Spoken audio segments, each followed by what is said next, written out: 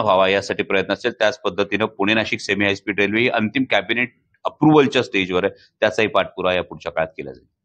लोकसभेच्या निवडणुकीपूर्वी अनेक विकास कामांची उद्घाटन सुरू आहेत. काल पण सुप्रियाताईंचं पत्रिकेत नाव नव्हतं आणि 15 दिवसापूर्वी कार्यक्रम आला त्यामध्ये तुमचं नाव नव्हतं, पण तुम्हाला का जाणवलं? मला असं वाटतं हे ज्या पद्धतीचं राजकारण चाललेलं आहे हे सर्वसामान्य मायबाप जनता बघते आणि मला असं वाटतं की कोनशिलेवरची नावं हटवून काही होत नाही, लोकांच्या काळजावर कोरलेली नावं ही जास्त महत्वाची आहे. मतदारसंघामध्ये माहितीचं काय आव्हान वाटतंय? मुख्यमंत्र्यांनी जे तुम्हाला यादीच आव्हान दिलेलं होते की यानंतर आपण तुझे खासदार होणार नाही, मात्र त्यांचा उमेदवार कोण असणार यावरती अजूनही शिक्कामोर्तब होत नाही. तुमच्या आधीचे प्रतिस्पर्धी उमेदवार शिवाजीराव आढळराव हे अजित पवारांकडे जातील अशी सुद्धा एक चर्चा आहे. काय आव्हान वाटतं तुम्हाला? खरं तर मला परवा एका पत्रकारानं गमतीत म्हणालं की परिस्थिती अशी आहे की काही पक्षांकडे उमेदवार नाही आणि काही उमेदवारांकडे पक्ष नाही, अशी शिरूर लोकसभेची परिस्थिती आहे. परंतु महत्वाची गोष्ट लोकशाही आहे, त्यामुळे समोर कोणी ना कोणी उमेदवार असणार हे अगदी नक्कीच आहे. आणि कोणतीही निवडणूक ही सहज सोपी नसते, ही प्रत्येक निवडणूक महत्वाची असते आणि ही निवडणूक केवळ अमोल कोल्हेची निवडणूक नाही, ही महाराष्ट्राच्या हिताची, महाराष्ट्राच्या स्वाभिमानाची, देशाच्या भविष्याची निवडणूक आहे. आणि हे होत असताना खरं तर आज महायुतीतले जे घटक पक्ष आहेत या घटक पक्षांच्या कार्यकर्त्यांमध्ये, नेत्यांमध्ये, आमदारांमध्ये एक प्रचंड असुरक्षिततेची भावना आहे, एक अस्वस्थतेची भावना आहे. लोकसभेच्या जागा वाटपावरून महायुतीमध्ये भारतीय जनता पक्षाकडून अजितदादांचा राष्ट्रवादी काँग्रेस असेल किंवा शिंदे गटाची शिवसेना असेल, यांना ज्या पद्धतीची वागणूक दिली जाते हे महाराष्ट्र तर बघतोच आहे, पण त्याचबरोबरीनं त्यांच्या पक्षातला प्रत्येक स्वाभिमानी कार्यकर्ता बघतोय, प्रत्येक त्यांच्या पक्षातला आमदार नेता ही गोष्ट पाहतोय. आणि त्यामुळे अशा पद्धतीची जी वागणूक मिळते, अगदी हाताच्या बोटांवर मोजण्या इतक्या जागा सोडल्या जातील हे आपल्याच माध्यमातून समोर येते. त्यामुळे ही अस्वस्थता आणि ही असुरक्षितता त्या सर्व गटाच्या कार्यकर्त्यांच्या मनात ही 100% आहे, दिसते. काही धमक्या वगैरे येतात का तुम्हाला या सगळ्या गोष्टी समोर? कारण तुमचे शो सुरू आहेत अनेक मतदारसंघात. धमक्या कसल्या? म्हणजे दबाव. जर दबाव घ्यायचा असेल तर छत्रपतींचा इतिहास सांगू नये माणसाने. जर छत्रपतींचा इतिहास सांगायचा तर या संदर्भातल्या कुठल्याही गोष्टी असतील, कुठलेही दबाव असतील याचा विचार करण्याची खरंच काही गरज नाही. कारण महत्वाची गोष्ट अशी आहे की जी छत्रपतींनी या मातीला शिकवण घालून दिली, म्हणजे दिल्लीच्या दरबारातही छत्रपती शिवाजी महाराजांनी मान झुकवली नाही हा इतिहास आपण जाणतो, आणि औरंगजेबाच्या समोरही छत्रपती संभाजी महाराजांनी गुडघे टेकले नाही हाही इतिहास आपण जाणतो. आणि मग या महाराष्ट्राच्या स्वाभिमानासाठी जर ताठमानेने लढायचं ठरवलं तर मग अशा गोष्टींचा मी विचार करत नाही.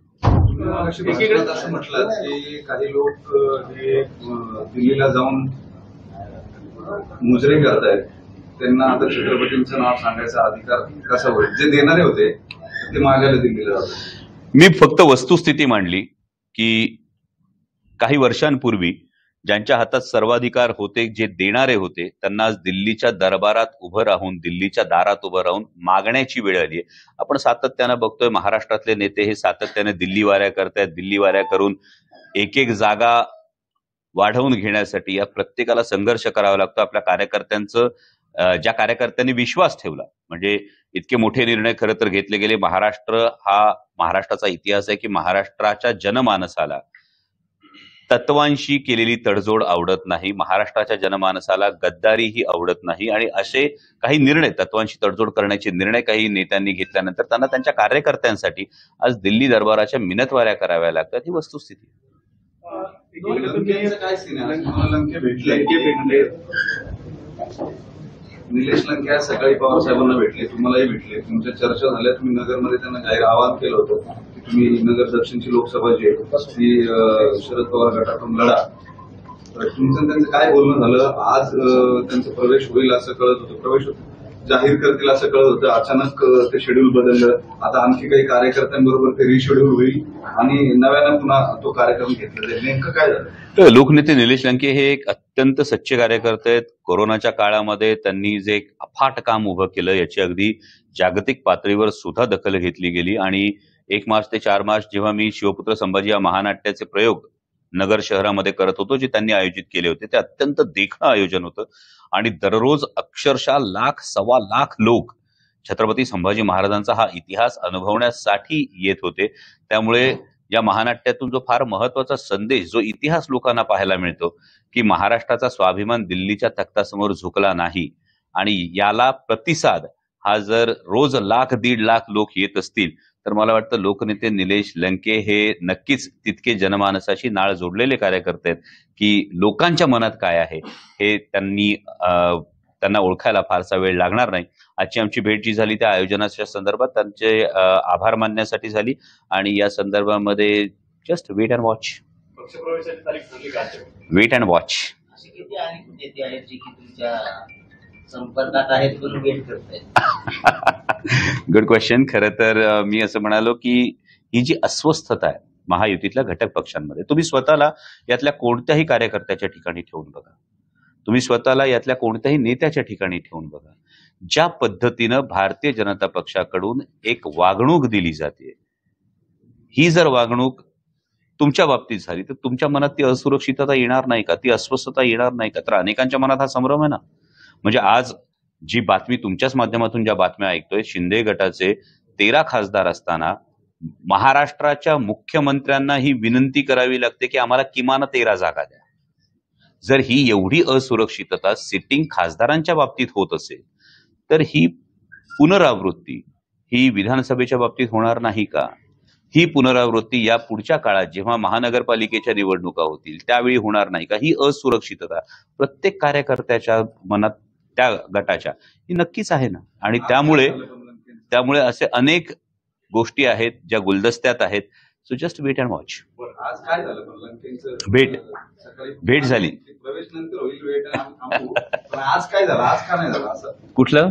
आज मी पवार साहेबांना सकाळी जे भेटले तिथं प्रेसमध्ये पवार साहेब नाही, त्या भेटीच्या वेळी मी नव्हतो, त्यामुळे नेमकं काय झालं ते मी तुम्हाला सांगू शकणार नाही. त्यांनी सांगितलं का तुम्हाला काय झालं ते भेट? नाही, आमची भेट मी तुम्हाला सांगितलं त्या पद्धतीने त्या आयोजनाच्या संदर्भामध्ये जी चर्चा होती त्या संदर्भात. भेटीच्या अगोदर तुमची भेट झाली की त्या भेटीच्या नंतर तुमची भेट झाली? नाही, माझी भेट त्यांची साधारणतः 11:30 पावणे 12च्या आसपास आहे. नंतर भेट झाली. म्हणजे त्या भेटीत काय झालं हे लंकेने मला कल्पना आहे. आव्हान केलं, त्याला प्रतिसाद देतात का ते? हा, तुम्ही त्यांना आव्हान केलं होतं तुम्ही, हे श्रेय तुमचं आहे का? नाही, माझं हे श्रेय नाही. कसं आहे, यामध्ये आदरणीय पवार साहेबांनी गेली 55 वर्ष महाराष्ट्राच्या मातीत जे काही पेरलंय ना, हे इतकं अफाट आहे.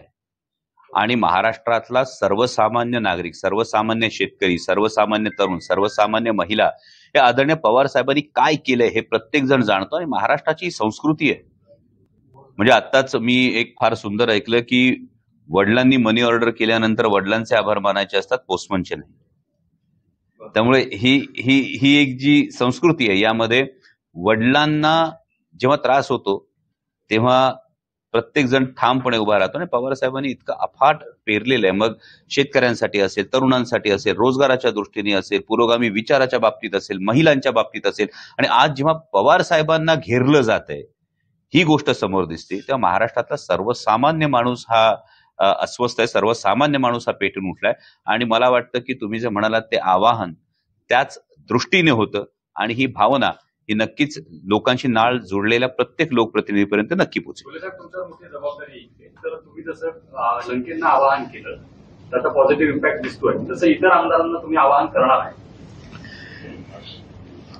हे बघा, ही गोष्ट प्रत्येकाने ठरवायची. आणि आमदार काही नवखे कार्यकर्ते नाहीयेत. प्रत्येक आमदार हा काही लाख लोकांचं प्रतिनिधित्व करत असतो. त्यामुळे त्या प्रत्येकाविषयी तो आदर असणं हे स्वाभाविकच आहे.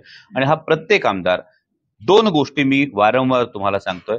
एक म्हणजे सुरुवातीला अनेक आमदारांनी एक भूमिका मांडली की आम्ही विकासासाठी केलोय, पण जेव्हा देणाऱ्यावरच मागणाऱ्याची वेळ येते तेव्हा नेमकं किती मिळणार हा प्रत्येक आमदाराने आत्मपरीक्षण करण्याची एक गोष्ट आहे. आणि दुसरी महत्वाची बाब, महाराष्ट्राचा जनमानस जो आहे हा तत्वांशी केलेली तडजोड मान्य करत नाही, ही वस्तुस्थिती आहे, हा इतिहास सुद्धा आहे. आणि त्यामुळे ज्या जनमानसातून निवडून जायचे त्या जनमानसाचं म्हणणं काय हे सुद्धा प्रत्येकच लोकप्रतिनिधी याचा अंदाज नक्की घेईल. आणि येणाऱ्या भविष्य काळामध्ये तुम्हाला याचं प्रतिबिंब हे राजकीय घडामोडींमध्ये दिसेल. इलेक्शनचे 2 थांबले गेले की जर येणार असतील, इच्छुक असतील तर येऊ देणार. याविषयी भाष्य करण्यासाठी मी फार लहान कार्यकर्ता आहे. याविषयीचा निर्णय हे आदरणीय पवार साहेब नक्कीच घेतील. आणि त्या संदर्भामध्ये कोण, का, कसं या 3 गोष्टींचे उत्तरही नक्कीच साहेबांपर्यंत पोहोचवण्याचं काम फक्त आम्ही करू. तुम्ही तुम्ही महिल्यापासून दादांचे चाहते राहिले तर चाहते पण अजूनही काय व्यक्ती म्हणून राजकारणात कोणाचा बांधाशी बांध नाही आणि वैयक्तिक अजितदादांविषयी माझं जे मत आहे हे माझं वैयक्तिक मत आहे आणि वैयक्तिक तुम्ही भेटलात तर मी त्याचं वैयक्तिक उत्तरही देईन.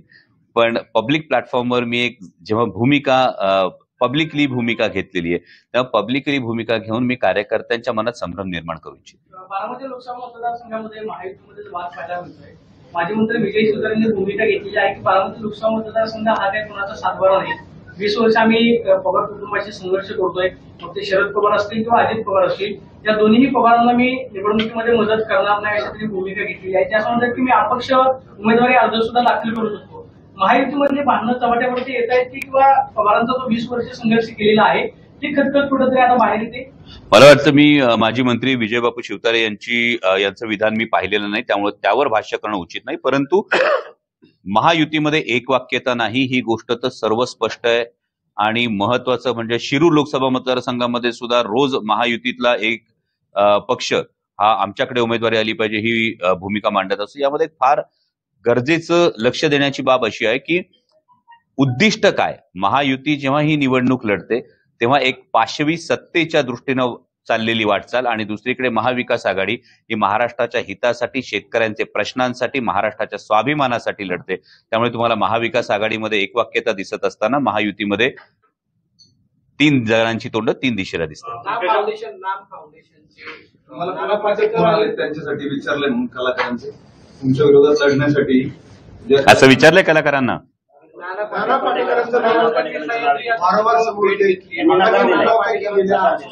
मला वाटतं ज्येष्ठ अभिनेते नाना पाटेकर यांचं जर नाव चर्चेत येत असेल तर मोठे अभिनेते आहेत.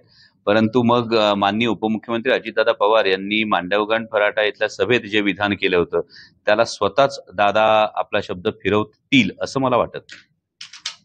पंकजा मुंडेंनी वक्तव्य केले ते म्हणतात की आता पुन्हा वनवास नको. जनतेला त्यांनी विचारलं की आता तुम्ही माझ्यासोबत आहात तर ही जी उद्विग्नता भाजपच्या नेत्यांमध्ये पाहायला मिळते आपल्याला. बघा पंकजाताई या अत्यंत लढवय्या नेत्या आहेत आणि स्वर्गीय गोपीनाथजी मुंडे साहेबांचा एक फार मोठं योगदान महाराष्ट्राला सुद्धा आहे आणि त्यांचा एक फार मोठा चाहता वर्ग आजही आहे. पण भारतीय जनता पक्षाच्या नेत्यांमधली उद्विग्नता ही भारतीय जनता पक्षाची पहिली यादी जेव्हा जाहीर झाली तेव्हाच समोर आली. अनेक जणांनी मिळालेलं लोकसभेचं तिकीट परत केलं. अनेक जणांनी राजकीय संन्यास घेतला. अगदी कोविडच्या काळामध्ये ज्यांनी चांगली कामगिरी सुरुवातीला केली होती ते डॉक्टर हर्षवर्धनजी यांना सुद्धा तिकीट नाकारण्यात आलं. दिल्लीतल्या ज्या मंत्री होत्या मला वाटतं खासदार मीनाक्षीजी लेखी यांचं तिकीट नाकारण्यात आलं. जयंतजी सिन्हा यांनी सक्रिय राजकारणातून निवृत्ती घेतली. जेव्हा भारतीय जनता पक्ष एकीकडे अब की बार 400 पार असा कार्यकर्त्यांचा उत्साह वाढवण्यासाठी नारा देतो त्याच वेळी जेव्हा मिळालेलं तिकीट लोक परत करतात भारतीय जनता पक्षाचे नेते हे राजकीय संन्यास घेत आहेत. यावेळी भारतीय जनता पक्षामध्ये ऑल इज नॉट वेल ही गोष्ट स्पष्ट होते. मुख्य निवडणूक आयुक्त जे आहेत ते लोकसभा निवडणूक समोर असताना राजीनामा दिला देशाचे.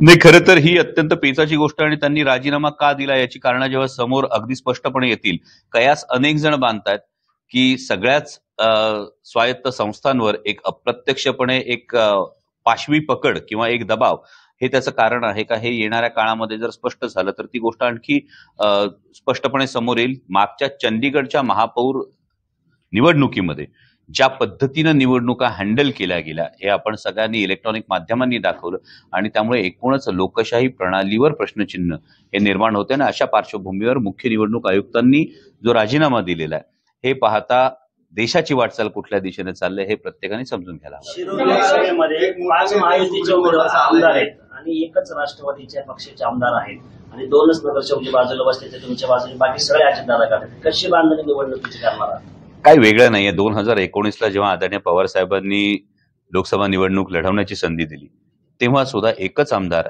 हा राष्ट्रवादी काँग्रेस पक्षाचा होता. 5 आमदार विरोधातले होते. मला वाटतं सेम सिच्युएशन पुन्हा आहे. त्यावेळी 2019ला निवडून आल्यानंतर आधी 1-5 होतं नंतर 5 आमदार राष्ट्रवादी काँग्रेस पक्षाचे झाले एकच विरोधी पक्षातला राहिला. आता सुद्धा 2024 नंतर 1-5चं पुन्हा 5-1 करू. तुमच्या मतदारसंघामधला प्रश्न आहे की दिलीप मोदी आणि शिवाजीराव आढळरावांचं भांडण हे सगळ्यांना सर्वश्रुत होतं. 2 दिवसांपूर्वी आढळराव त्यांच्या घरी गेले.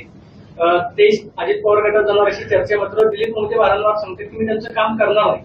मग अशा सगळ्या परिस्थितीमध्ये तुम्ही दिलीप मोदींची मदत घेणार किंवा ती संधी मिळवून काय आवाहन कराल दिलीप मोदींना? मला असं वाटतं की रणनीती ही इम्पॅक्ट मध्ये दाखवायची असते, ती सांगण्याची गरज नसते. म्हणजे ते जवळपास निश्चित झाले असं म्हणायला हरकत नाही. कसं आहे, काही सगळ्याच गोष्टी सांगितल्याच्या त्याच्यामध्ये काही तथ्य नाहीये, परंतु दिलीप मोहिते हे एक अत्यंत अनुभवी नेते आहेत. त्याचबरोबर एक स्पष्ट वक्ता असलेला एक नेतृत्व आहे आणि त्यांचं मला काय मार्गदर्शन राहिलेलं आहे. आणि या संदर्भामध्ये पुढे कोण समोर उमेदवार येतो त्यानुसार पुढच्या गोष्टी ठरवू. नाही, सुप्रीम कोर्टाने आज एक मोठा निर्णय घेतला. एसबीआयनं जो इलेक्ट्रल बॉन्ड्सचं एक्सटेन्शन मागितलं होतं जाहीर करण्यासाठी, ते रिजेक्ट करून लगेच तातडीनं ऑफिस आवर्स संपायच्या आतमध्ये सबमिशन करायला लावलंय. तुम्ही कसं बघता या निर्णयाकडे आणि याचा कुणाला स्ट्रेट अवे फायदा होईल असं तुम्हाला वाटतं? नाही, माननीय सुप्रीम कोर्टाचं मी मनापासून या गोष्टीसाठी आभार मानतो, कारण इलेक्टोरल बॉन्ड्स जेव्हापासून ही संकल्पना आली तेव्हापासून देशाच्या संसदेमध्ये याच्याविषयी कायम संशयाच्या नजरेनं पाहिलं गेलं आणि एक दबक्या आवाजात ही चर्चा कायम अशी राहिली की जवळपास 85% इलेक्टोरल बॉन्ड्स हे फक्त सत्ताधारी पक्षाकडे गेलेले आहेत आणि त्यामुळे भारतीय जनता पक्षाकडे एक प्रचंड मोठी यंत्रणा, प्रचंड मोठी साधन संपत्ती ही गोष्ट व्हायला लागलेली. आणि मला वाटतं दूध का दूध पाणी का पाणी ही जेव्हा इलेक्टोरल बॉन्ड्सचं डिक्लेरेशन होईल त्यावेळी दूध का दूध पाणी का पाणी होऊन जाईल आणि सर्वसामान्य जनतेला कळेल की अशा पद्धतीनं 2014 मध्ये जंतर मंतरच्या आंदोलनाच्या आडून भ्रष्टाचाराविरोधात ओरडून जो पक्ष सत्तेवर आला त्यांनी नेमकं काय केलंय. एका अप्रत्यक्ष मार्गानं या पद्धतीने ही माया जमवून ती नंतर निवडणूक यंत्रणांसाठी वापरण्याचा जो सातत्यानं प्रयत्न आहे हा लोकांसमोर येईल आणि या निर्णयासाठी मी माननीय सर्वोच्च न्यायालयाचा मनापासून आभार मानतो. सातत्यानं ज्या केंद्रीय यंत्रणांचा उल्लेख केला जातो, रवींद्र वायकर हे उद्धव ठाकरेंचे विश्वासू सहकारी होते.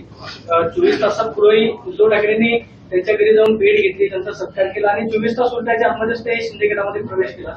रवींद्र वायकर असं म्हणतात की मतदारसंघातल्या विकास कामांसाठी मी एकनाथ शिंदेकडे गेलोय आणि एकनाथ शिंदेना किरीट सोमय्यांबद्दल प्रश्न विचारला की ज्यांच्यावरती 500 कोटींचा आरोप केलेला होता. मुख्यमंत्री असं म्हणतात की आता तो विषय कशाला काढताय, काय सांगतात? मला वाटतं हे सगळं जगजाहीर आहे.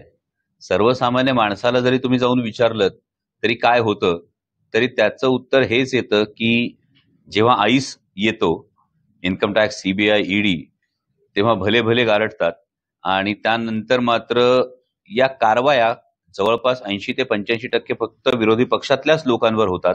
परंतु ज्यांच्यावर आरोप होतात त्यांनी असे प्रवेश केल्यानंतर त्या कारवायांचं काय होतं हे सुद्धा जाणून घेण्याचा अधिकार खरं तर जनतेला आहे. तुमचे प्रयोग सध्या सुरू आहेत, आचारसंहिता लागली त्या फटका प्रयोगाला बसू शकतो किंवा लोक ऑब्जेक्शन त्या प्रयोगावर घेऊ शकतात. हे बघा, ऑब्जेक्शन घेणारे तर अनेक जण घेतात. म्हणजे 2019 मध्ये स्वराज्य रक्षक संभाजी मालिका सुरू असताना 157 देशांमध्ये छत्रपती संभाजी महाराजांचा इतिहास, खरा इतिहास पोहोचवण्याचा प्रयत्न होत असताना कोणी त्याच्यावर ऑब्जेक्शन घेतलं त्याचे पुरावे सुद्धा माझ्याकडे आहेत आणि त्यामुळे हे मला नवीन नाहीये. येणाऱ्या काळामध्ये ते पुरावे सुद्धा मी तुमच्यासमोर नक्की मांडेन. तुम्ही राजकारण सोडायच्या संदर्भातली जी चर्चा अजित पवारांबरोबर केली होती त्यापूर्वी तुमच्या झीच्या काही सिरियल्स, काही कॉन्ट्रॅक्ट रद्द झाली होती एका दबावामुळे, असं तुम्ही त्यांना सांगितलं होतं. अशी माहिती मिळते, खरं काय नेमकं? अशी माहिती खासगीत मिळते. मला खासगीत मिळते, तुम्ही जाहीर सांगा. मला असं वाटतं की या संदर्भामध्ये यापूर्वी सुद्धा मी भाष्य केलेलं आणि या बाबत मी कायम एक संकेत पाळलेला आहे की खासगीत होणाऱ्या किंवा बोलल्या गेलेल्या गोष्टी या सार्वजनिक करायच्या नाहीत. हा एक कायम हा संकेत असतो आणि मी तो संकेत पाळतो. तसं झालं होतं ते ठीक आहे, तुम्ही त्यांना खासगीत सांगितलं, पण दबावामुळे तुमची कॉन्ट्रॅक्ट रद्द झाली होती का? यामध्ये काही वाहिन्यांमध्ये हा दबाव आपल्याला बघायला मिळतो आणि हा मला अनुभव आलेला आहे. हे मी सोशल मीडियामध्ये, पब्लिक डोमेनमध्ये यापूर्वीच मांडून झाले. आज महानाट्याचा शेवटचा दिवस आहे. मी मनापासून हडप सरकारांचा आभार मानतो की प्रचंड उदंड असा प्रतिसाद, म्हणजे कालही पहिल्याच दिवशी हाऊसफुल नंतर काल 10,000 खुर्च्या वाढवाव्या लागल्या, आज पुन्हा 10,000 खुर्च्या या वाढवाव्या लागतात. इतक्या मोठ्या संख्येनं हडपसरकर छत्रपती संभाजी महाराजांचा इतिहास आपल्या काळजावर कोरून घेत आहेत आणि याचं अत्यंत देखणं नियोजन प्रशांतदादा जगताप असतील, आमचे प्रवीण भाऊ तुपे असतील, निलेशदादा मगर असतील, या सगळ्या मंडळींनी, आमच्या युवकांची एक संपूर्ण टीम आहे, या संपूर्ण टीमने हे अत्यंत देखणं नियोजन हडपसरमधल्या प्रयोगांचं केलेलं आहे आणि आबालवृद्ध छत्रपती संभाजी महाराजांचा इतिहास काळजावर कोरून तो मनात साठवण्यासाठी येतात, ही खूप दिलासादायक बाब आहे. तुम्ही भाषणात किंवा आता पत्रकार परिषदेत अप्रत्यक्ष टीका करताय दिल्लीला जाणाऱ्या नेत्यांवर, पण सुप्रिया सुळे अजित पवारांवर थेट कुठलीच टीका करताना दिसत नाही. तुम्ही देखील थेट नाव घेऊन टीका करायचं कारण असं का? म्हणजे ते विरोधात गेले तरी तुम्ही अजूनही तुमची भूमिका त्यांच्या बाबतीतली सॉफ्ट दिसते बोलताना. ही भूमिका सॉफ्ट आहे असं तुम्हाला वाटतं, याला मी काही करू शकत नाही. मला असं प्रामाणिकपणे असं वाटतं की जी गोष्ट तुम्हाला दिसते आहे, म्हणजे आता मी बसलोय म्हटल्यानंतर हा मी बसलोय, ही खुर्ची असं सांगायची गरज नाही पडत. समजने वाले को इशारा काफी होता है.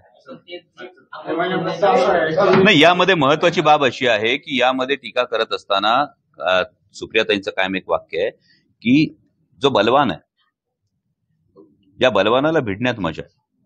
तुम्ही संसदेमध्ये बघत असाल तर संसदेमध्ये फ्लोअरवर भारतीय जनता पक्षाचं 303 खासदारांचं बहुमत असताना त्यांच्या विरोधात आम्ही जर कोरडे ओढतो तर ही एक फार महत्वाची बाब आहे आणि त्या संदर्भामध्ये धोरणात्मक टीका ही जास्त गरजेची आहे. वैयक्तिक टीका तर कुणी करू शकतो. थँक्यू. राज ठाकरेंनी काल वर्धापन दिनामध्ये असं सांगितलं की शरद पवार आणि अजित पवार एकच आहे, अशी काही विभागणी नाही. याच्यावर तुमचं काय? त्यांचं वैयक्तिक मत असू शकतं, त्यावर मी कशाला व्यक्त करू. थँक्यू. आमची व्हिडिओ बातमी आवडल्यास लाईक, शेअर आणि समांतर चॅनलला सबस्क्राईब करायला विसरू नका.